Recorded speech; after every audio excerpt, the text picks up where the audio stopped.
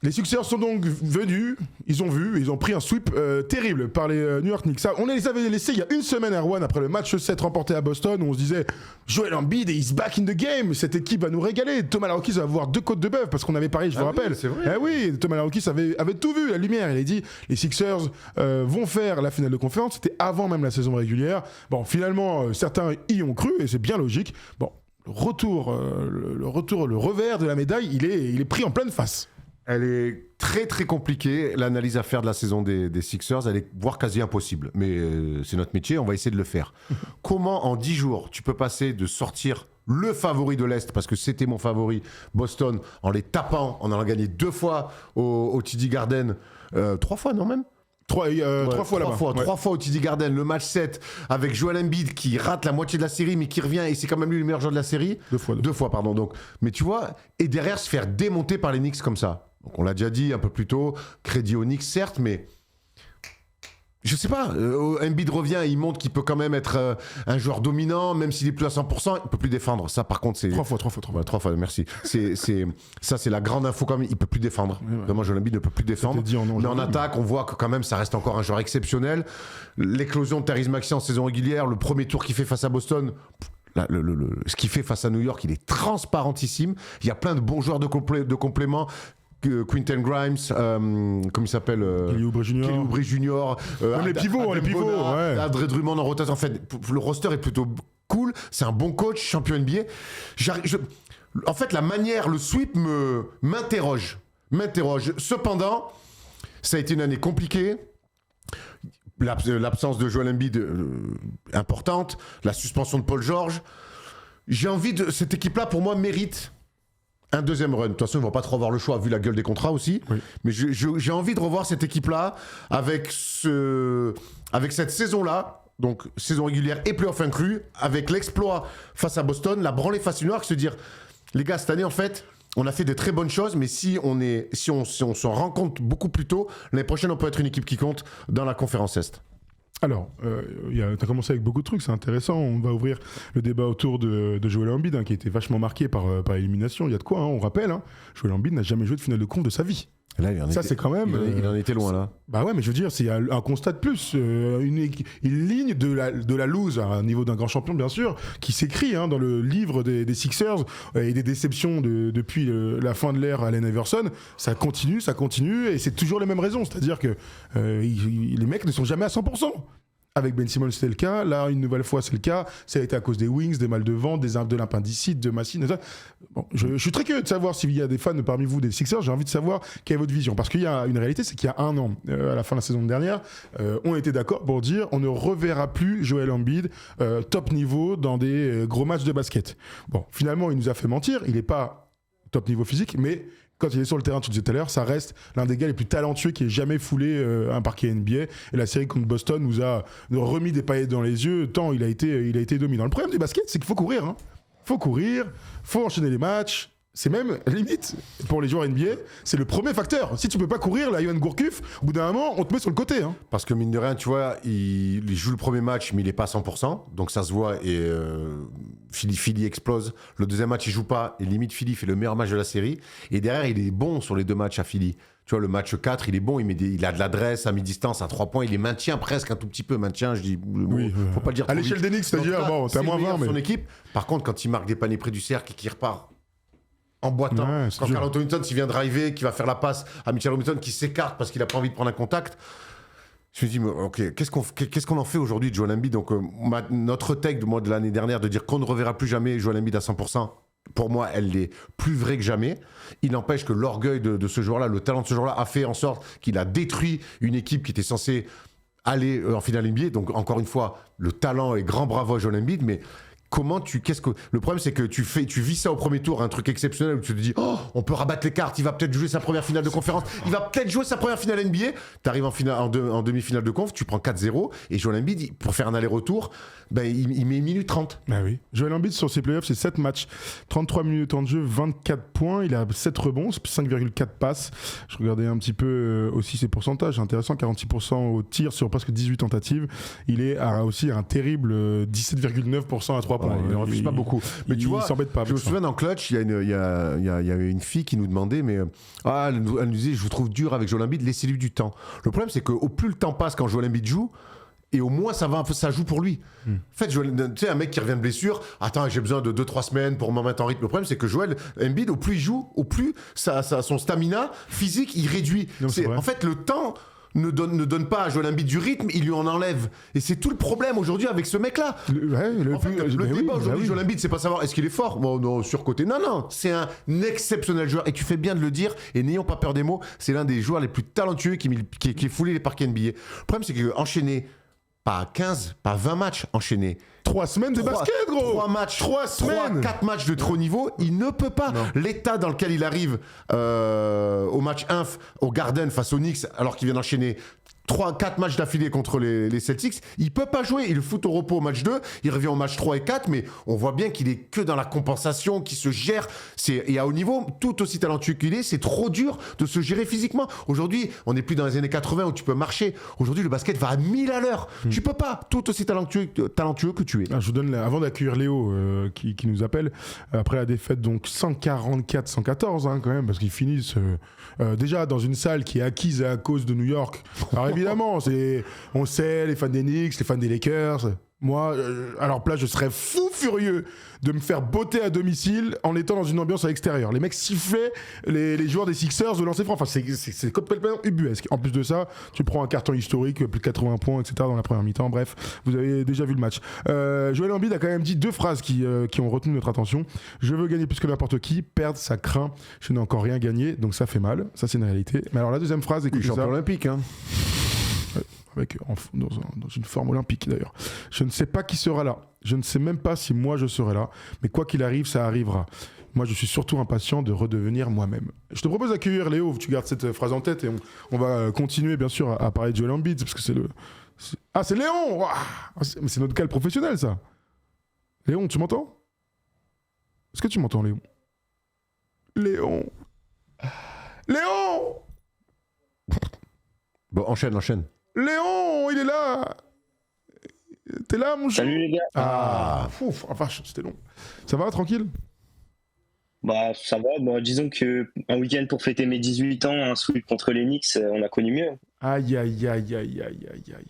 Le pauvre. Joyeux anniversaire, Léon. Bon, raconte-nous comment t'as vécu ce sweep terrible. Bah forcément, je suis déçu du sweep. Après, je suis malgré tout fier de mon équipe parce qu'au vu du contexte en début de saison où tu arrives avec Embiid qui vient de se faire opérer, Paul George aussi, tu donnes les clés à la main à un rookie. Donc je pense quand même que passer un tour, c'est une bonne saison. Après, si je reviens rapidement sur le match d'hier, on a lâché très vite, le body language n'était pas bon. Mais pour autant, vous êtes tombé sur Tyrese Maxey, moi j'ai pas trop envie de tomber sur lui, dans la mesure où il fait quand même une énorme saison, border premier 5 au NBA, et que depuis un mois, il joue avec un doigt limite cassé. On n'est pas tombé sur Tyrese Maxey, on déplore qu'il était justement qu'on n'a pas retrouvé le mec de cette saison régulière, et même du premier tour face à Boston. Tyrese Maxey, on est tous unanimes pour dire qu'il nous fait kiffer. Hein. Vas-y. Ouais. Et après, pour dire sur Embiid, je suis d'accord avec vous, il peut pas enchaîner. Et c'est clair que là-dessus, il y a une question qui va se poser. Surtout que cet été démarre son extension de contrat où pendant 3 ans, il va gagner entre 60 et 70 millions de dollars la saison. Donc, encore plus intradable. Qu'est-ce que c'est? Mais parce qu'en fait, ils ont 2 contrats poison. Ils ont 2 contrats poison et en même temps, ils ont 2 pépites. Que sont Edgecombe et Tyrese Maxey. Ils ont un bon coach, ils ont des bons soldats. Moi, j'ai pas... Après, tu vois, quand tu parles du body language que t'as pas aimé, honnêtement, Léon, le premier carton des Knicks qu'ils leur mettent dans la gueule en adresse... Ils ont du mérite de finir le match, ouais, quoi, hein. Et de pas déclencher une bagarre générale. Ouais, c'est peut-être ce qu'on attendait. Hein. Ce qui ramasse... Alors après, à un moment, il prend un temps mort quand... McBride, il fait 4 sur 4 à 3 points, il prend temps mort, il ressort du temps mort, il est tout seul à 3 points, il est tout seul à 45. Il y a un gros plan sur lui en plus. Je fais, ouais, là les gars, vous abusez un petit peu. Mais après, là, je pense qu'il y a eu une espèce de croisement de chemin où il y a certainement eu une fatigue physique chez eux, une fatigue mentale un petit peu, parce que n'oublions pas que contre Boston, ils sont allés chercher très profond dans leur trip. Et ils n'ont pas eu les cannes face aux Knicks, mais là, ce qu'ils prennent dans le premier quart-temps du match 4, je connais pas beaucoup d'équipes au monde qui peuvent s'en relever. Hein. Bah non, ça n'existe pas, c'est rare. Je vais vous relire vite fait la phrase là que disait Joel Embiid parce que je la trouve intéressante et Léon, tu vas être le premier à y répondre. Après Erwan, tu diras je ne sais pas qui sera là, je ne sais même pas si moi je serai là, mais quoi qu'il arrive, ça arrivera. Je suis surtout impatient de redevenir moi-même. C'est quoi ta réaction quand tu as entendu ces mots de Joel Embiid? Bah déjà, ça m'interroge le fait qu'ils disent qu'ils soient pas sûrs de revenir. Surtout que cet après-midi, j'ai lu comme quoi ils s'étaient un peu embrouillés avec le front office au moment du trade de McCain, donc ça a l'air un peu tendu. Et qui rajoute ça en plus. Je sais pas s'il peut être tradé, j'imagine pas. Je pense qu'il va revenir l'année prochaine quand même. Mais c'est sûr que ça interroge. Mais on espère le revoir revenir plus fort. Mais est-ce qu'il peut revenir plus fort? C'est ça, honnêtement. Redevenir moi-même. Redevenir. Avec un été complet d'entraînement. Mais les gars, mais ça fait 4 ans qu'on est. Enfin, moi, honnêtement, ça fait 2 ans. En vrai, ça fait 2 ans qu'il est. Le début de sa carrière et depuis 2 ans où ça part en couille. Mais honnêtement, regarde, même contre Boston, où il est fantastique, il est détruit. Alors, on pourra revenir sur les choix défensifs de Joe Mazzulla. Ça lui appartient. Les Knicks, ils ont trappé, ça leur a plutôt bien réussi. Ça leur a pas empêché de briller, mais au moins, il l'a un peu enquiquiné. Mais peu importe. Même contre Boston, il rate les 3 premiers matchs. Contre Boston. Et il sort de cette série-là en 7. Mais une série en 7, c'est les playoffs. Il faut enchaîner derrière quand tu passes. Il peut pas enchaîner. Alors oui, sur du face-up, sur du talent, sur de la prise de position, parce qu'il est gaillard, qu'il a des bonnes mains, il va réussir à faire des choses. Mais est-ce qu'aujourd'hui, on peut vraiment croire, et dites-nous dans les commentaires, et là Léon, vraiment, j'ai envie d'avoir ton opinion, et dans les commentaires aussi les gars, est-ce qu'on peut vraiment croire au fait que Joel Embiid puisse revenir ne serait-ce qu'à 80-90% sur une saison entière?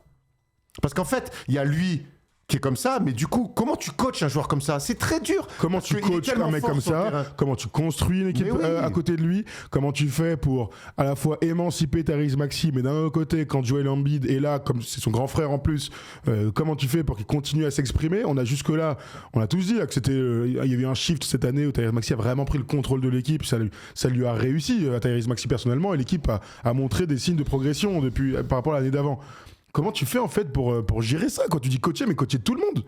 Ça doit pas être simple pour les mecs autour. Hein. Bon, en plus, comme Paul George, il prend 25 matchs à cause de Médoc. Le fait est que Joel Embiid, ça fait depuis l'été 2023 qu'il n'a pas eu un seul été pour prendre soin de son corps sans avoir aucune opération ou rien. Donc sur ce plan-là, j'ai quand même envie de lui laisser ses 5 mois de repos et de voir comment il est capable de revenir et à quel niveau il est capable de revenir en octobre. Mais c'est sûr qu'en playoff, il peut pas enchaîner. Et là, on l'a vu qu'il est revenu, il a précipité son retour. En saison régulière, il serait pas revenu contre Boston. Et au final, ça a marché sur une série, mais ça peut pas marcher sur des playoffs en entier. Tu te rends compte que pour aller en finale NBA, il a pas pu enchaîner 2 séries, il faut en gagner 4. Ouais, c'est clair. Bah oui, c'est impossible. Mais en fait, encore une fois, le talent du mec, on l'adore, Joel Embiid, même s'il nous a cassé les couilles avec son histoire de passeport français. Mais c'est un joueur qu'on respecte, qu'on adore. Mais moi, aujourd'hui, je me suis rendu à l'évidence, et il y a 1 an déjà, alors il m'a fait un peu transpirer face à Boston, et tant mieux, parce que je l'ai trouvé tellement... Je me dis, hop, il nous donne du rab. Oh, il nous donne du rab. Mais en fait, ces playoffs-là, et surtout cette série contre Boston, je l'ai pris comme du rab. Mais pas plus. Qu'est-ce qu'on fait de cette théorie de maximiser le potentiel de cette équipe? Qu'est-ce qu'on en fait?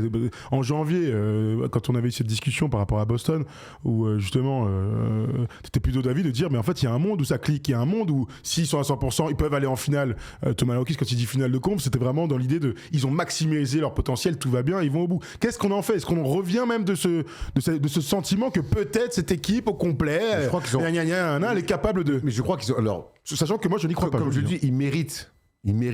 Parce que franchement, ce qu'ils ont fait, c'est beau en playoff. Vraiment, taper Boston, c'est pas rien, quoi. Et la manière de gagner un match 7 au TD Garden, ça avait jamais été fait. Enfin, c'est pas rien. Mais ils n'ont pas le choix, surtout aussi. Aujourd'hui, tu as 2 contrats qui sont celui de Paul George et celui de Joel Embiid. Léon le disait très bien, il va rentrer dans son extension avec 3 ans, avec des sommes astronomiques. Personne ne va vouloir le récupérer. En fait, ils sont obligés de faire avec. Et du coup, la question que je me pose, c'est comment tu gères parce que Joel Embiid, tu peux pas en faire une option 2, tu peux pas en faire un mec qui va plus être dans le passing game. En fait, Joel Embiid, il est obligé d'être au cœur des choses, et c'est là tout le problème. Et tu peux pas t'en débarrasser. Donc en fait, ils sont obligés pour moi d'essayer de croire encore à ça. Moi, j'y crois pas, en tout cas pour les amener très haut. En finale de conf même, je les vois pas. Mais eux, ils sont obligés d'y croire en tout cas, parce qu'ils ont pas le choix. Léon, tu veux y répondre? Après, je vous donne une information là, qui est sortie par The Athletic, avec ce qui est passé le 1er avril. Si tu veux continuer ce projet autour d'Embiid et Paul George, tant leurs contrats sont gros, tu vas être obligé de bricoler autour. Et comme là, on l'a vu avec Nurse qui fait jouer ses titulaires 40 minutes par match, et le projet sera pas viable sur le long terme sur une campagne entière de play-off. Donc c'est pour ça, moi, que j'aimerais voir, c'est un peu radical, mais c'est le fait de maximiser tout ton projet sur maxi edge compte, t'essayes de prendre des joueurs jeunes, athlétiques, qui courent, qui défendent, et vraiment pousser le projet au bout.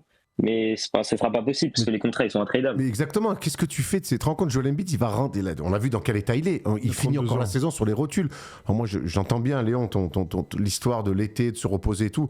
Mais moi, c'est pas une histoire de fatigue, c'est que son corps, en fait, ne tient pas.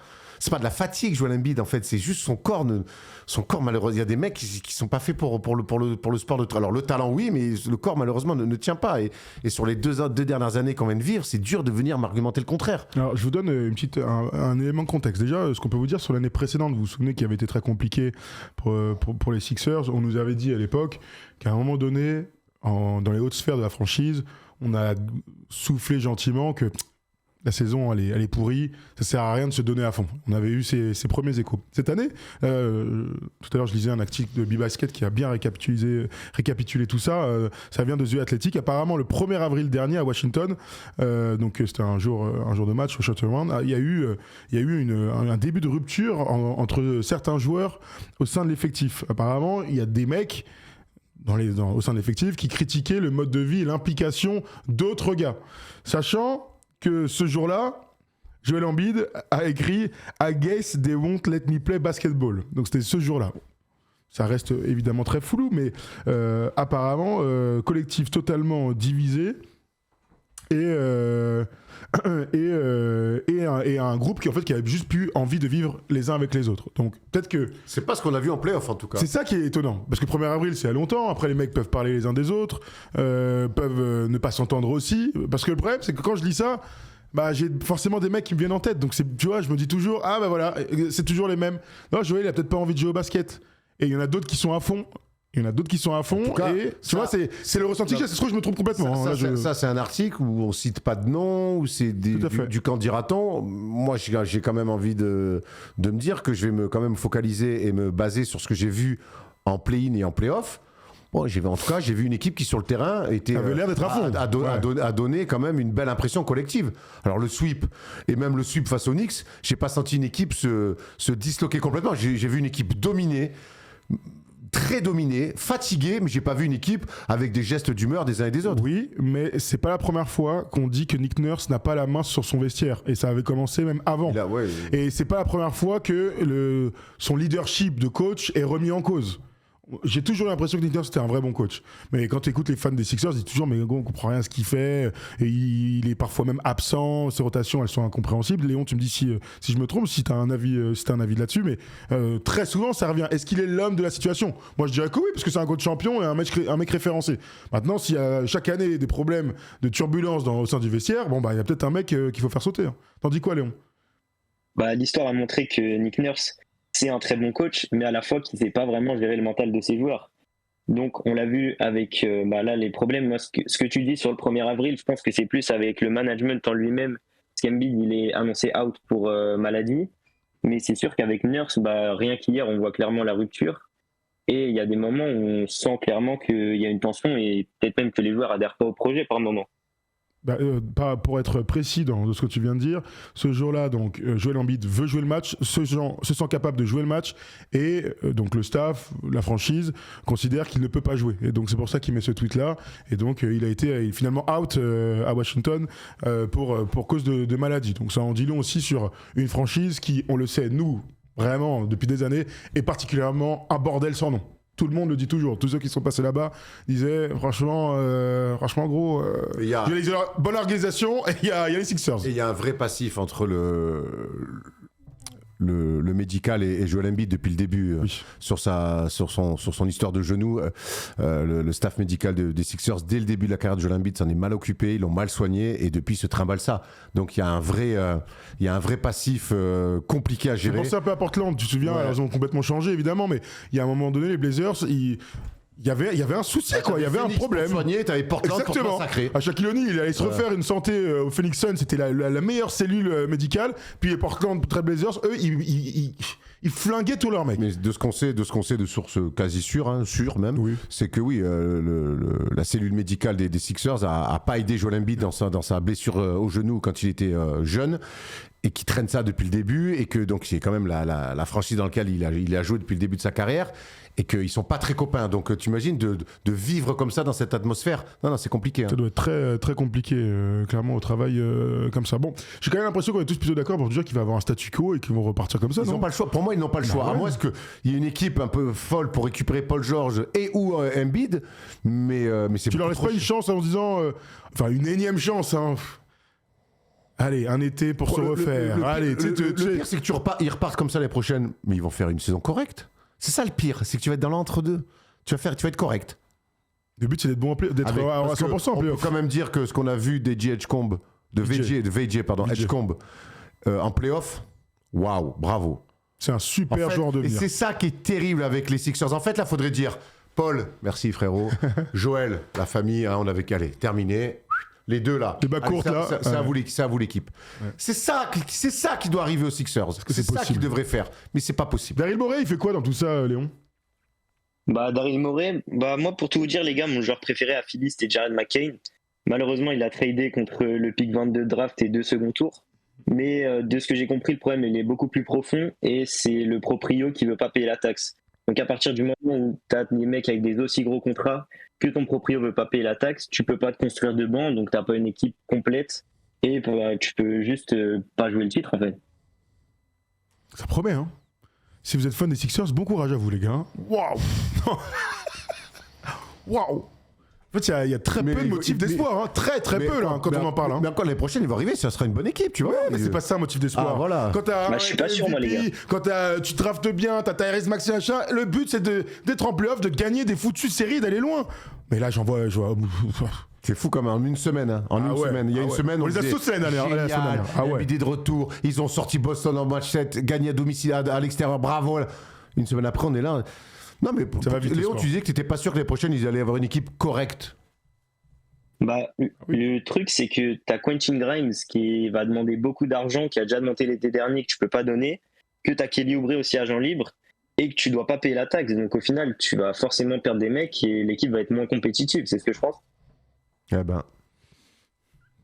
Bon. Tu vas être obligé de faire un choix sur les deux, peut-être en garder qu'un seul. Après, on sait jamais. Il y a peut-être un mec qui va peut-être vouloir récupérer Paul George. Au moins Paul George. Les Sixers lui ont donné le max. Je me dis qu'il y a une autre équipe teubée qui pourrait enchaîner. Je vous redonne une dernière fois les contrats, comme ça vous avez tout en tête. Donc tu l'as dit, Joel Embiid, il a une player option en 2028-2029. Dans très très longtemps, c'est dans 3 ans, hein, à 67 millions de dollars. Paul George, 51 cette année, l'année prochaine 54. Player option en 2027-2028 à 56. Tyrese Maxey, lui, évidemment dans la fleur de l'âge, hein, il est sous contrat avec 46 millions de dollars en 2028-2029. VJ Edgecombe est en sous contrat en rookie.